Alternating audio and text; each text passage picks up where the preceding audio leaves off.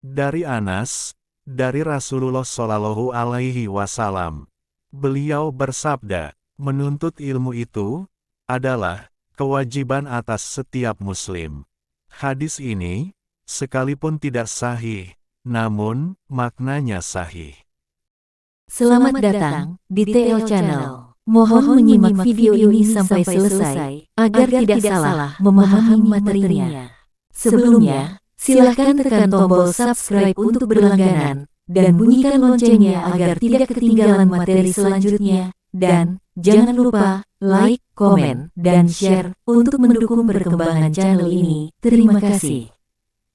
Bab Pembagian Ilmu Syar'i. Hukum mempelajari ilmu syar'i itu terbagi tiga, yaitu 1.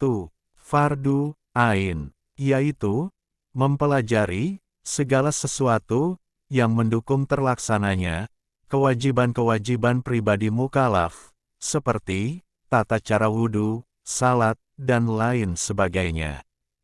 Mukallaf adalah individu yang sudah layak dibebani dan menjalankan kewajiban agama. Waktunya, ketika seseorang telah mencapai usia balik dan berakal. Lihat, Mujam Lugho Al-Fuqaha, Entry, Al-Mukallaf. Inilah penafsiran sekelompok ulama tentang makna hadis yang diriwayatkan dalam Musnad Abu Ya'la Al-Mausili. Dari Anas, dari Rasulullah Sallallahu Alaihi Wasallam, beliau bersabda, menuntut ilmu itu adalah kewajiban atas setiap muslim. Hadis ini, sekalipun tidak sahih, namun maknanya sahih. Sebagian ulama lainnya menafsirkan, maknanya adalah fardu kifayah. Dasar kewajiban Islam dan segala sesuatu yang berkaitan dengan keyakinan, atau akidah, maka disikapi dengan cara membenarkan apa yang dibawa oleh Rasulullah Sallallahu Alaihi Wasallam, dan meyakininya dengan keyakinan yang terlepas dari segala keraguan. Dan orang yang telah mendapatkan ini tidak wajib mempelajari dalil-dalil para teolog. Inilah pendapat yang benar yang diterapkan oleh kaum salaf ahli fikih dan muhaqqiq dari kalangan teolog, dari sahabat-sahabat kami, serta yang lain. Sebab Rasulullah Shallallahu Alaihi Wasallam tidak menuntut apapun dari seseorang selain apa yang telah kami sebutkan. Demikian pula pendapat para khulafaur rasyidin dan sahabat-sahabat lainnya, kemudian orang-orang sesudah mereka dari generasi pertama. Bahkan yang tepat, kaum awam, mayoritas pelajar fikih dan ahli fikih boleh tidak memperdalam perincian-perincian teologi yang rumit. Karena dikhawatirkan timbulnya kerusakan dalam akidah mereka, sehingga sulit bagi mereka menanggalkannya. Bahkan, yang tepat, mereka boleh hanya membatasi diri, sikap membenarkan yang kukuh. Kesimpulan ini dinyatakan oleh beberapa kelompok dari sahabat-sahabat kami, dan yang lain. Asy-Syafi'i sangat mengharamkan menggeluti ilmu teologi. Beliau panjang lebar menyebutkan tentang keberatannya dan mengeraskan sanksi bagi para pelakunya, serta mencela perbuatannya, dan menganggap besar dosa padanya. Beliau berkata, lebih baik hamba menemui Allah dengan membawa segenap dosa selain syirik, daripada dia menemuinya dengan membawa sesuatu dari teologi. Lafaz-lafaznya yang semakna dengan ini cukup banyak dan populer. Imam Al-Ghazali, di akhir usianya, menyusun sebuah kitab yang terkenal, berjudul Iljam Al-Awam an Ilmi Al-Kalam. Dalam kitab tersebut, dia menyebutkan bahwa manusia seluruhnya terhitung awam dalam bidang ini, baik kalangan ahli fikih, maupun yang lain, kecuali orang tertentu, yang hampir tidak ditentukan satu orang pun, di setiap negeri. Wallahu a'lam. Namun, sekiranya seseorang ragu tentang sesuatu dari dasar-dasar akidah yang wajib diyakininya, sementara keraguannya itu tidak akan hilang kecuali dengan mempelajari dalil-dalil para teolog, maka dia wajib mempelajari hal tersebut untuk menghilangkan keraguannya tadi dan mendapatkan pondasi akidah tersebut. Masalah pertama, para ulama berbeda pendapat tentang ayat dan hadis yang membicarakan tentang sifat Allah Subhanahu wa Ta'ala, apakah boleh diperdalam dengan takwil ataukah tidak. Ada yang berpendapat bahwa sifat tersebut ditakwilkan menurut apa yang layak dengannya, dan ini merupakan pendapat yang paling populer dari para teolog Islam.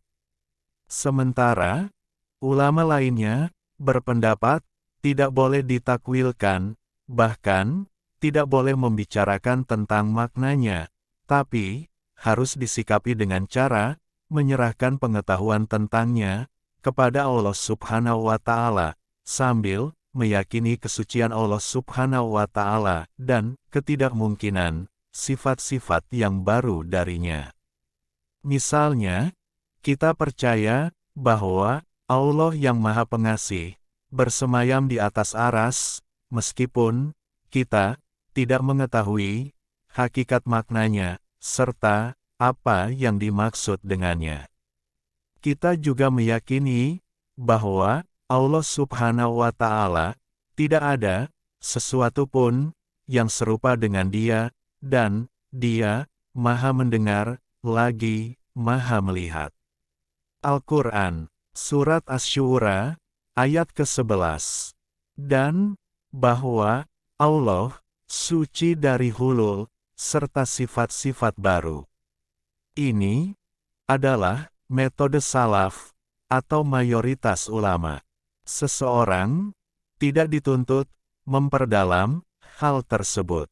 Jika dia telah meyakini kesucian Allah, maka dia tidak perlu memperdalam hal tersebut dan berpetualang pada sesuatu yang tidak penting, bahkan tidak diperlukan. Jika memang perlu penakwilan untuk menjawab ahli bidah dan kelompok lainnya, maka sifat-sifat tersebut boleh ditakwilkan. Inilah penafsiran makna pendapat para ulama tentang masalah ini. Wallahu a'lam. Kedua, seseorang tidak wajib mempelajari tata cara wudhu, salat, dan lain sebagainya, kecuali sesudah masuk waktu wajibnya. Sekiranya dia menunda sampai masuk waktu, dia tidak sempat selesai mempelajarinya, sekalian mengerjakannya pada waktu tersebut. Apakah dia wajib mempelajarinya sebelum waktunya? Al-Ghazali ragu mengenai masalah ini. Akan tetapi, pendapat yang sahih yang diputuskan ulama lainnya mengatakan bahwa dia wajib lebih dahulu mempelajarinya sebelum masuk waktunya, sebagaimana wajibnya berangkat menuju salat Jumat bagi orang yang jauh rumahnya sebelum waktunya. Kemudian, jika kewajiban tersebut sifatnya segera, maka mempelajari tata caranya juga wajib. Jika kewajiban tersebut sifatnya tidak bersegera atau santai, seperti haji, maka mempelajarinya juga boleh santai. Kemudian, yang wajib dari semua ini adalah apa yang biasanya tertunda pelaksanaannya. Bukan sesuatu yang sifatnya mendadak dan jarang. Jika yang jarang itu terjadi, maka saat itu juga wajiblah mempelajarinya. Berkenaan dengan hukum mempelajari tanda-tanda arah kiblat, berkembang beberapa pendapat, yaitu A. Fardu Ain, B. Fardu kifayah. Pendapat yang paling sahih dalam hal ini adalah fardu kifayah, kecuali bagi orang yang hendak musafir atau hendak bepergian, maka ia wajib mempelajarinya, karena biasanya seorang musafir membutuhkan hal tersebut. Ketiga, mempelajari jual beli, nikah, dan lain sebagainya, di mana hal ini pada dasarnya termasuk masalah-masalah yang tidak wajib, maka Imam Al-Haramain, Al-Ghazali, dan yang lain berpendapat bahwa orang yang hendak mengerjakannya wajib mempelajari tata cara dan syarat-syaratnya. Ada yang berpendapat bahwa ia tidak wajib mempelajarinya, bahkan ada yang mengatakan haram melakukannya, kecuali sesudah mengetahui syarat-syaratnya. Pendapat ini lebih sahih, dan ungkapan mereka berdua, maknanya ditanggungkan kepadanya. Demikian pula halnya, dalam masalah salat sunat, orang yang belum mengetahui tata caranya, haram mengerjakannya. Keempat, seseorang wajib mengetahui hukum halal dan haram makanan, minuman, pakaian, dan hal-hal yang tidak bisa dilepaskan dalam kegiatan sehari-hari. Demikian juga, dia wajib mengetahui hukum bergaul dengan wanita, jika dia mempunyai istri, dan hak-hak budak sahaya, jika memang dia mempunyai budak, dan lain sebagainya. Kelima, Asy-Syafi'i dan para sahabatnya berkata, ayah dan ibu, atau orang tua, wajib mengajarkan kepada anak-anak mereka yang masih kecil, segala sesuatu yang diwajibkan atas mereka ketika menginjak usia balik. Oleh karena itu, wali wajib mengajari anak bersuci, salat, puasa, dan lain sebagainya. Selain itu, ia berkewajiban memberitahu kepada sang anak hukum zina, liwat, atau homoseksual, mencuri, minuman keras, berbohong, gibah, dan lain sebagainya.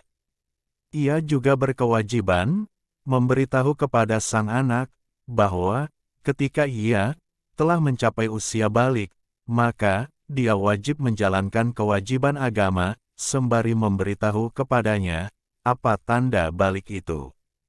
Ada pendapat mengatakan bahwa hukum pengajaran tersebut ini sunnah. Tapi yang sahih, hukumnya wajib berdasarkan zahir nas.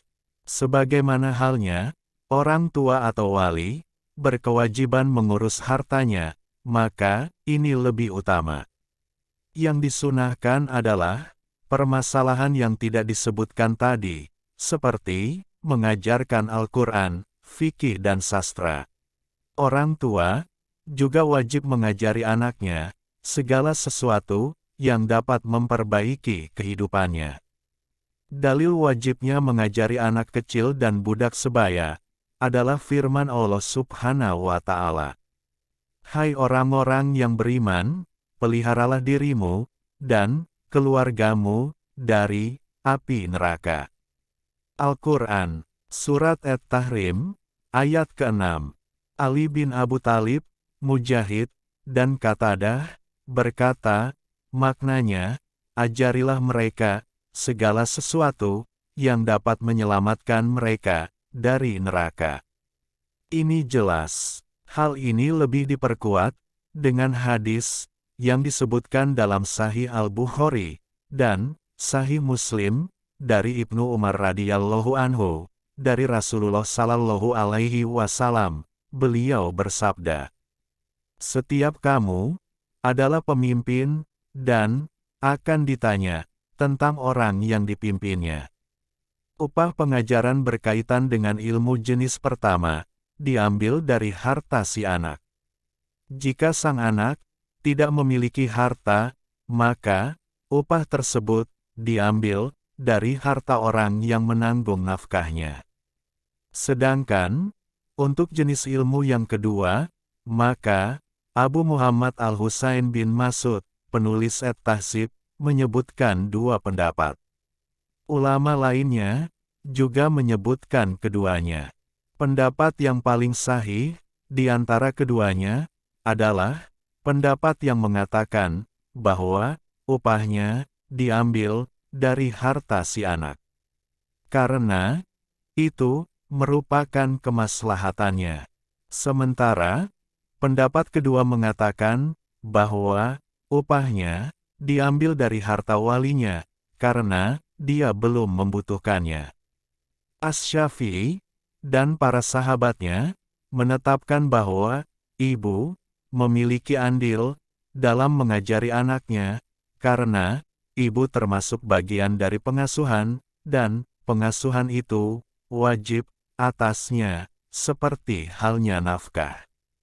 Wallahu a'lam. Catatan, demikian yang disebutkan dalam satu naskah. Sementara dalam naskah lain, disebutkan dengan redaksi. Jika wajib atasnya menafkahi. Keenam, berkenaan dengan ilmu hati, yaitu pengetahuan tentang penyakit-penyakit hati, seperti hasad, ujub, dan lain sebagainya, maka Al-Ghazali berkata, mengetahui definisi, penyebab, obat, dan penyembuhannya, hukumnya adalah fardu ain. Sementara, ulama lainnya mengatakan, jika seorang mukallaf memiliki hati yang tidak dihinggapi penyakit-penyakit yang diharamkan tersebut, maka ia tidak wajib mempelajari cara menyembuhkannya. Namun jika hatinya dihinggapi penyakit-penyakit ini, maka ada pertimbangan.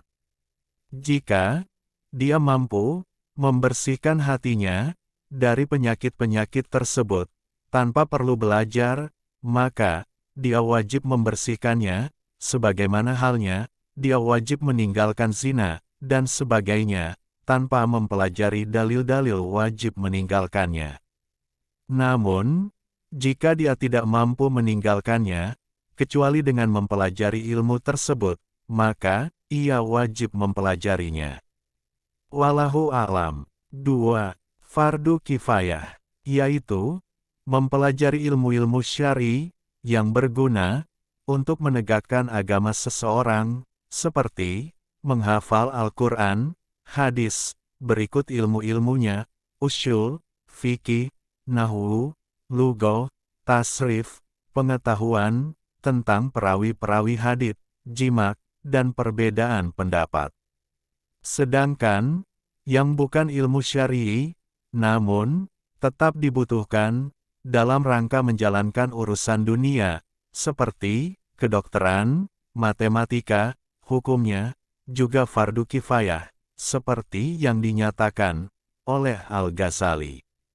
Para ulama berbeda pendapat tentang hukum mempelajari pekerjaan-pekerjaan yang merupakan penyebab terlaksananya kemaslahatan duniawi, seperti menjahit, bertani, dan lain sebagainya. Mereka juga berbeda pendapat tentang hukum mempelajari dasar mempelajarinya. Imam Al-Haramain dan Al-Ghazali mengatakan hukumnya bukan fardu kifayah. Sementara, Abu Al-Hasan Ali bin Muhammad bin Ali At-Tabari, yang dikenal dengan nama Al-Qiyya Al-Harasi, sahabat Imam Al-Haramain, mengatakan bahwa hukumnya fardu kifayah. Pendapat ini adalah pendapat yang lebih jelas. Sahabat-sahabat kami berkata, yang dimaksud dengan fardu kifayah adalah adanya dari kalangan mukallaf atau sebagian dari umat Islam yang melakukan hal tersebut, sedangkan kewajibannya mencakup seluruh umat Islam. Dan, jika hal tersebut telah dilakukan oleh sebagian umat Islam, maka kewajiban gugurlah dosa dari yang lain. Jika ada sekelompok orang melaksanakannya, mewakili sebagian yang lain, maka mereka semua sama dalam hukum melakukan fardu tersebut, baik pahala maupun lainnya. Contohnya adalah, jika sekumpulan orang melaksanakan salat jenazah, kemudian yang lain, lalu kelompok yang lain, maka setiap kelompok dianggap telah cukup memenuhi kewajiban. Sekiranya mereka semua sepakat untuk tidak menjalankan kewajiban tersebut, maka semua orang yang tidak punya uzur dari orang yang mengetahui hal tersebut dan mampu melakukannya, atau tidak mengetahuinya, sementara dia bisa menuntut ilmunya, maka ia berdosa. Sebab dia dianggap telah lalai. Sedangkan orang yang tidak mampu karena bukan ahlinya, atau karena ada uzur, maka tidak berdosa. Sekiranya seseorang menggeluti fikih dan lain sebagainya, dan dia terlihat menonjol serta berprestasi dalam bidang tersebut, maka ada dua pendapat mengenai hukumnya, yaitu a. Dia wajib terus menggelutinya, karena sedikit orang yang dapat memiliki kelebihan atau prestasi tersebut. Oleh karena itu, orang tersebut tidak selayaknya menyia-nyiakan apa yang telah diraihnya dan apa yang sedang diraihnya. B. Dia tidak wajib terus menggelutinya, dan inilah pendapat yang paling sahih. Karena menurut kami, status terlanjur masuk tidak merubah yang dimasuki, kecuali jika dalam kasus menjalankan ibadah haji dan umrah. Jika di suatu negeri tidak ada satu orang pun yang bisa berfatwa, maka ada yang berpendapat bahwa haram hukumnya tinggal di sana. Pendapat yang paling sahih adalah pendapat yang menyatakan bahwa tidak haram tinggal di sana jika masih bisa pergi menemui seseorang yang bisa berfatwa. Jika ada orang yang bisa memberikan fatwa di suatu tempat, maka fardu kifayah tersebut gugur sejauh jarak qashar dari setiap arah. Orang yang melaksanakan fardu kifayah itu memiliki kelebihan atas orang yang mengerjakan fardu ain. Karena dia menggugurkan dosa umat, dan kami telah menyebutkan pendapat Imam Al-Haramain mengenai masalah ini pada bagian keutamaan bergelut dengan ilmu daripada ibadah sunnah. Pesan kreator, silahkan simak video kedua dari playlist kitab Al-Majmu' Syarah Al-Muhadzab yang sudah diupload sebelumnya. 3. Sunnah, seperti memperdalam konsep-konsep dalil dan mendalami apa yang lebih dari sekedar fardu kifayah. Atau seperti orang yang awam yang mempelajari ibadah-ibadah sunnah dengan tujuan beramal. Tidak seperti tujuan yang ingin dicapai oleh para ulama, yakni membedakan yang fardu dari yang sunnah. Karena hal itu hukumnya fardu kifayah bagi mereka. Wallahu a'lam. Ada juga ilmu yang mubah, seperti halnya syair-syair para penyair, yang tidak berisi omong kosong, tetapi berisi hal-hal yang mendorong kepada kebaikan, atau menimbulkan kebaikan. Ilmu yang haram, makruh dan mubah dipelajari. Kami telah menyebutkan pembagian ilmu syar'i. Selain itu, ada ilmu yang haram, atau makruh, atau mubah, boleh dipelajari. Ilmu yang haram, seperti ilmu sihir, hukumnya haram, menurut pendapat yang sahih, dan seperti inilah pendapat jumhur ulama. Mengenai ilmu-ilmu yang diharamkan ini, terdapat perbedaan pendapat yang akan kami sebutkan dalam bab jinayat atau pidana, di mana penulis atau Asy-Syirazi telah menyebutkan jenis-jenisnya, seperti ilmu filsafat, perdukunan, astrologi, ilmu-ilmu alam, dan semua jenis ilmu yang dapat menimbulkan keraguan. Catatan, ternyata, Allah berkehendak, kamilah yang menjelaskan, pernyataan penulis, menurut metode yang ditempuh oleh Imam An-Nawawi. Kami katakan, menurut metodenya, bukan menurut keinginannya. Namun, tingkat keharamannya berbeda-beda. Ada ilmu yang makruh, seperti halnya syair-syair para penyair, yang berisi rayuan, dan hal tak berguna. Ada juga, ilmu yang mubah, seperti halnya syair-syair para penyair, yang tidak berisi omong kosong, tidak berisi hal yang dimakruhkan, tidak berisi hal-hal yang mendorong kepada kejahatan, dan tidak berisi hal-hal yang menghalangi dari kebaikan, tetapi berisi hal-hal yang mendorong kepada kebaikan, atau menimbulkan kebaikan. Jika ada sekumpulan orang yang mampu melakukannya, lalu hal tersebut dituntut dari salah satu di antara mereka, namun dia tidak mau, apakah dia berdosa? Hukum mengajari ilmu dan memberikan fatwa. Mengajari para penuntut ilmu dan berfatwa kepada orang-orang yang meminta fatwa, hukumnya fardu kifayah. Jika hanya ada satu orang yang mampu melakukan hal itu, maka dia wajib melakukannya. Jika ada sekumpulan orang yang mampu melakukan hal itu, lalu hal tersebut dituntut dari salah satu di antara mereka, namun dia tidak mau, apakah dia berdosa? Mereka menyebutkan dua pandangan pada orang yang berfatwa.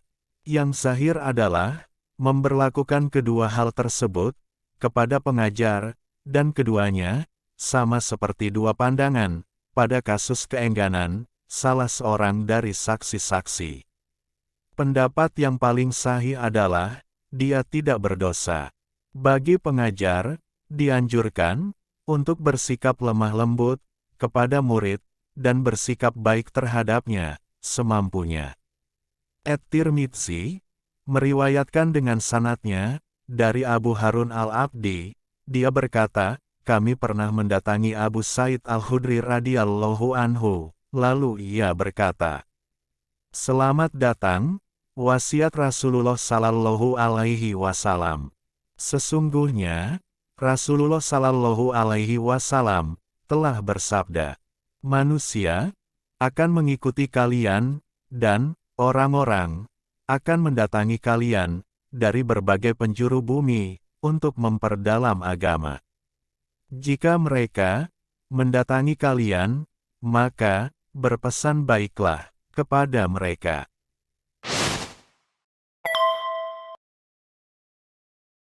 Wabillahi taufiq wal hidayah, wal ridho wal inayah, wal afu minkum. Wassalamualaikum warahmatullahi wabarakatuh.